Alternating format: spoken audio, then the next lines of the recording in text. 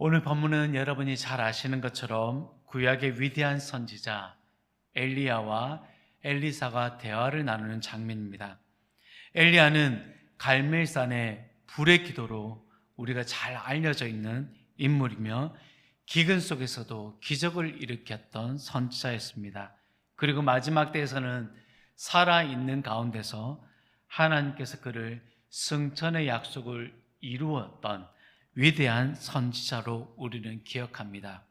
오늘 그 선지자 엘리야는 그의 제자 엘리사를 데리고 길갈에서 나서서 베델과 여리고 그리고 요단을 거쳐 나갑니다.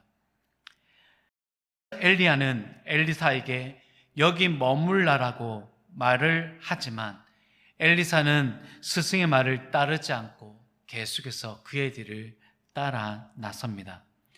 요단강 앞에 선 두 사람은 엘리야가 자신의 겉옷을 말아서 그 물을 치자 물이 갈라지고 그 갈라진 물 사이로 두 사람은 건너가게 됩니다. 그리고 난 뒤에 엘리야가 엘리사에게 이렇게 말합니다. 나를 내게서 데려감을 당하기 전에 어떻게 할 것을 구하라고 말합니다.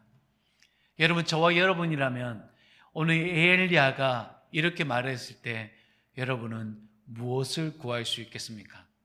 지금 당장 필요한 것을 채워달라고 기도하시겠습니까?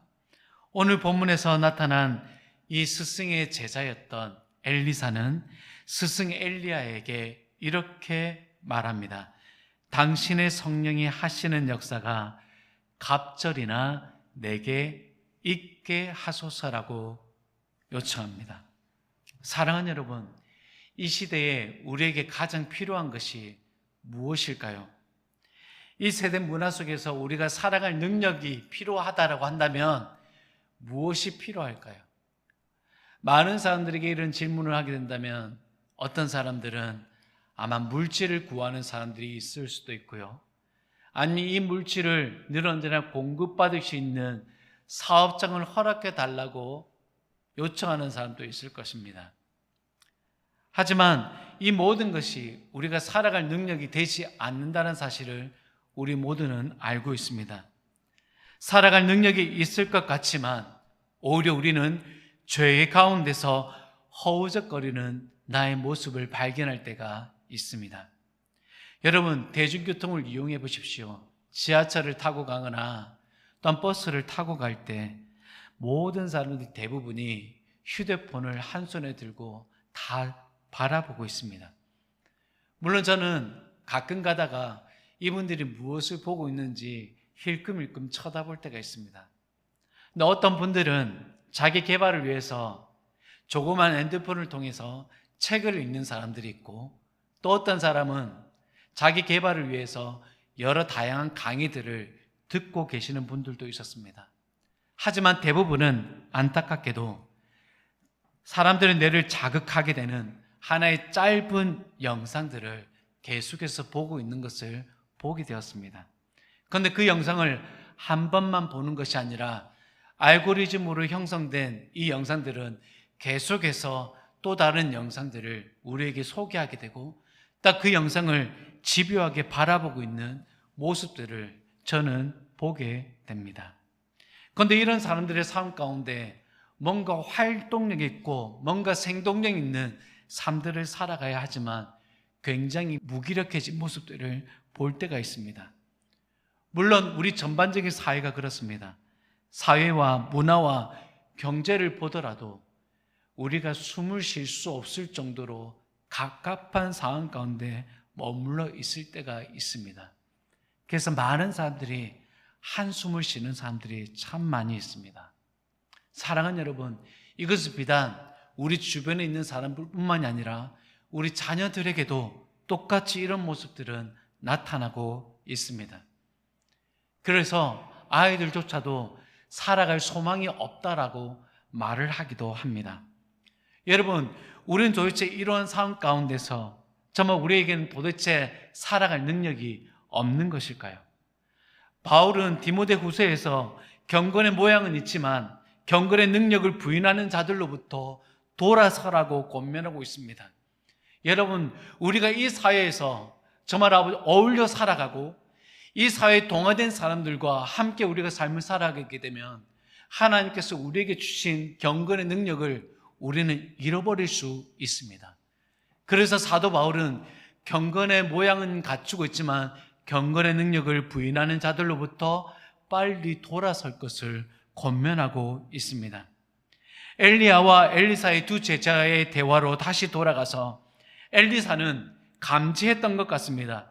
자신의 스승 엘리야가 이제 자신의 곁에 오래도록 머물지 않을 것 같다라는 예감을 한 것 같습니다. 그래서 그의 스승이 가는 곳마다 머물라고 하였지만 그의 뒤를 정말 집착할 정도로 따라갔습니다. 능력 있는 자가 자신의 곁에서 떠난다는 사실은 엘리사에게 있어서는 굉장히 불안한 요소였을 것입니다. 자신의 스승도 떠나가지만 자기가 살고 있던 세대 또한 선하기보다는 오히려 더 악해져 가고 있던 당시 시대적 상황을 바라보게 할 때 엘리사는 불안해했을 수도 있습니다. 그 상황은 여러분, 엘리사가 자신의 스승을 떠나보내고 난 뒤에 길을 걷다 엘리사를 향하여 대머리라고 놀렸던 아이들을 보면 알 수 있습니다. 선지자를 존경하지 못했던 그 시대 가운데서 아이들로부터 놀림을 당하던 세대, 이것을 여러분 오늘날로 해석하게 되면 교회가 이 세상 가운데서 놀림을 받고 있는 악한 세대라는 것을 우리에게 알려주고 있습니다. 여러분, 이런 사회에서 우리는 엘리야가 엘리사에게 무엇을 어떻게 구할 것이라는 이 질문 속에 우리는 과연 무엇을 구할 수 있냐라는 것입니다. 사랑하는 여러분, 오늘 본문에서 나타나는 상황이 악하더라도 우리가 이런 악한 상황에서 경건의 능력을 지킬 만한 것을 우리는 하나님께 구할 수 있습니다. 그런데 우리가 상황이 더 좋아지더라도 역시 우리는 또한 구해야 하는 것은 바로 하나님의 능력을 구해야 하는 것입니다. 여러분, 우리가 상황이 더 나아졌다 하더라도 경건의 능력을 더 행하지는 않습니다. 시편 51편의 내용을 보게 되면 여러분, 다윗이 바세바를 범한 뒤에 선지자 나단이 찾아왔을 때 기록을 하고 있는 내용들입니다. 여러분, 다윗이 어떤 사람이었습니까? 하나님을 기쁘시게 했던 왕이었고 심지어 하나님이 기뻐했던 왕이었습니다. 다윗은 전장에 나아갈 때마다 하나님께 묻고 그 전장에 나아가 전쟁의 승리를 만끽하고 그 승리를 하나님께 영광을 올려드렸던 왕이었습니다. 사울로부터 억울한 누명을 뒤집어쓰고 도망하였던 그 신분 가운데서도 사울을 자신의 손으로 해하지 않고 하나님의 기름 부으신 왕이라 하여 그를 여러분 지켜주었던 사람이 다윗이었습니다. 여러분, 그런 다윗이 어떻게 여러분 밧세바를 범하게 되었을까요? 하나님의 영에 충만했던 다윗이 여러분 어떻게 남의 아내를 범할 수 있었냐는 것입니다.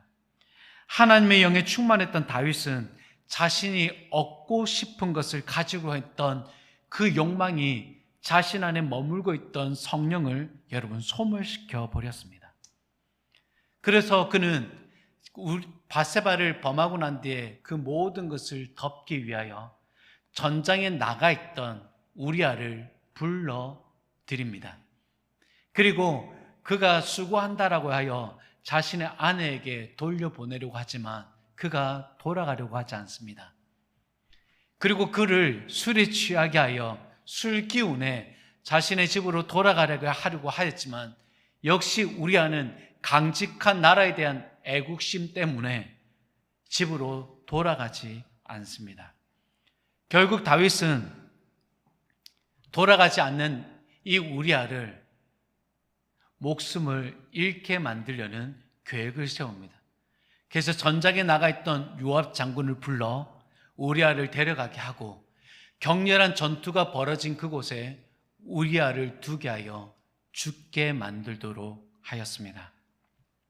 사랑하는 여러분, 어떻게 사람이 저렇게 참혹한 죄를 지을 수 있느냐라고 생각할 수 있습니다. 나는 다윗처럼 저런 죄를 지을 수 없다라고 말할 수 있습니다. 하지만 내 안에 있는 그런 욕망들이 때로는 그 성령을 거스려서 모든 것을 다 지워버리고 또한 해치울 만한 그런 악한 본성들이 우리 가운데 불일 듯 일어날 때가 있습니다. 사랑하는 여러분, 다윗의 상황을 바라보게 된다면 그는 이미 절대 권력을 가진 자였습니다. 심지어 자신이 전장에 나가지 않다 하더라도 자신의 귀하의 장군들이 나가서라도 전쟁에서 능히 승리할 수 있는 권력과 전투력을 갖춘 왕이었습니다.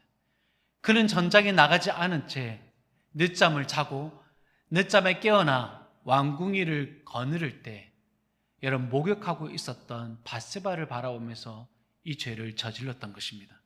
가장 살기 좋은 때에 자신이 더 뭔가를 취하고자 하는 그 욕망들이 여러분 성령을 소멸케 하고 엄청난 죄악을 끼치는 한 왕의 형태의 모습으로 우리 가운데 보여주고 있습니다. 사랑하는 여러분, 상황이 좋든 좋지 않든 우리는 그 모든 상황 가운데서 우리가 능력 있는 삶들을 살아가기 위해서라면 우리가 구해야 할 것이 있다면 바로 엘리사처럼 엘리야가 가졌던 그 능력의 갑절을 우리는 구할 수 있어야 합니다.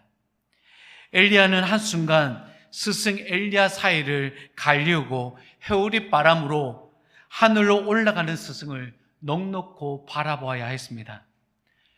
엘리사가 그것을 바라보면서 여러분 무엇을 느꼈을까요? 야, 이대로 끝인가? 내가 스승 엘리야에게 간구했던 그것은 이루어지지 않는 것인가?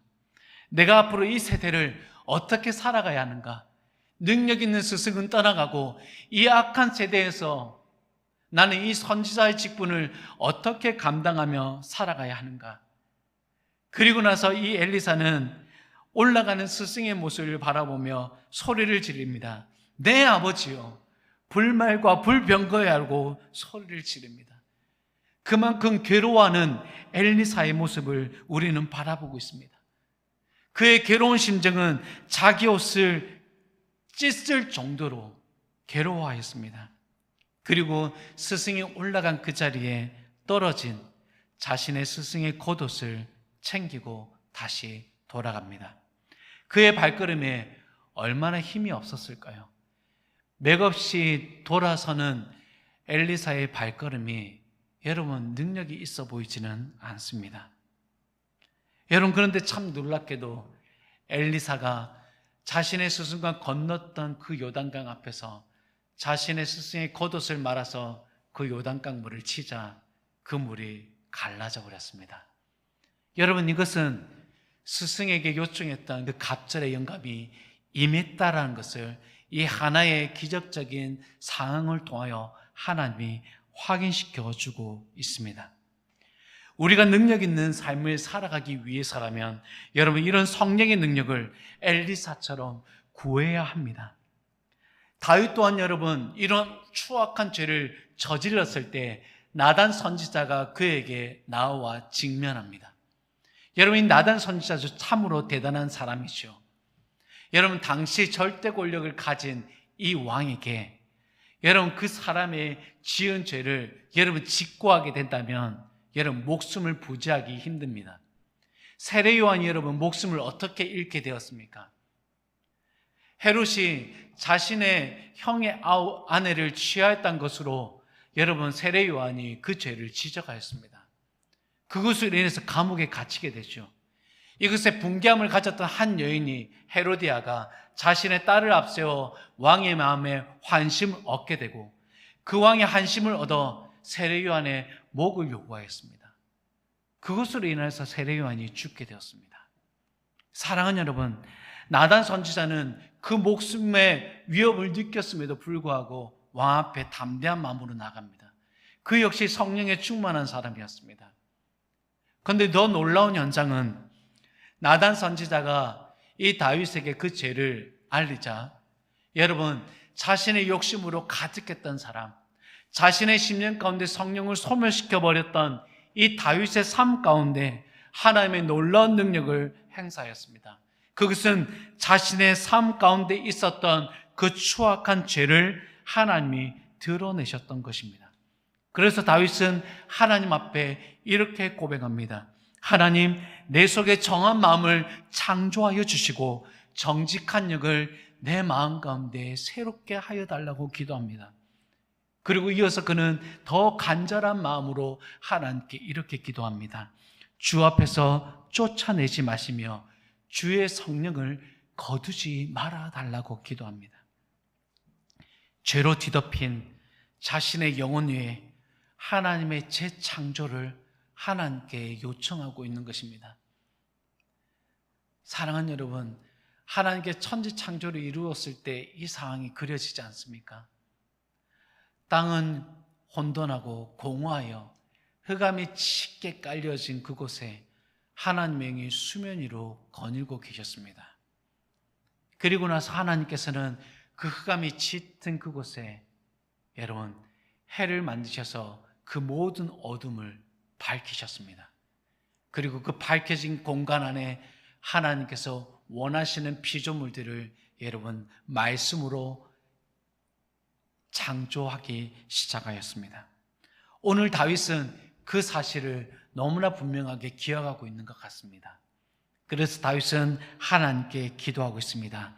하나님, 내 마음에 짙게 깔려진 그 어둠의 그 죄악들을 하나님 물리쳐 주시고 다시 한 번 더 내 마음에 정한 마음을 창조하여 달라고 하나님께 간구합니다. 여러분, 다윗은 절대 권력을 가진 사람입니다. 자신의 힘으로 모든 일을 일궈낼 수 있는 사람입니다. 그런데 지금 그가 하나님께 간구하고 있는 것은 하나님의 그 성령의 능력이 자신의 내면에 있는 어둠을 내어 쫓아달라고 기도하고 있습니다. 그리고 그 정직한 영을 다시 한 번 더 새롭게 하여 달라고 기도하며 심지어는 그 성령을 내 가운데 거두지 말아 달라고 하나님께 간구하고 있습니다. 모든 부와 모든 능력을 가진 그 다윗이 여러분 성령을 거두지 말아 달라고 하나님께 강력하게 간절하게 기도하고 있습니다. 사랑하는 여러분, 오늘 다윗처럼 엘리사처럼 우리가 이 세대를 살아가기 위해 또는 우리가 신앙생활을 또한 하기 위해서라면 우리가 필요한 것은 물질이 아니라 성령의 능력일 수 있습니다. 왜냐하면 이 능력이 우리가 앞으로 삶을 살아갈 수 있는 또는 헤쳐나갈 수 있는 힘과 능력과 지혜를 허락하시기 때문입니다. 우리가 어떤 환경적인 갖추어진 분위기 속에서 우리가 성령의 능력을 얻는 것이 아니라는 것입니다. 사랑하는 여러분, 오늘 하나님께서는 본문의 말씀을 통해서 우리에게 강력히 말씀하고 계십니다. 오늘 너희들이 있는 곳곳에서 나의 능력을 구하라고 말씀하고 계십니다. 그것도 엘리사처럼 갑절의 능력을 말입니다. 여러분, 왜 엘리사가 그 갑절의 능력을 구했을까라고 생각해 보았을 때 엘리사가 행한 능력들을 보면 알 수 있습니다.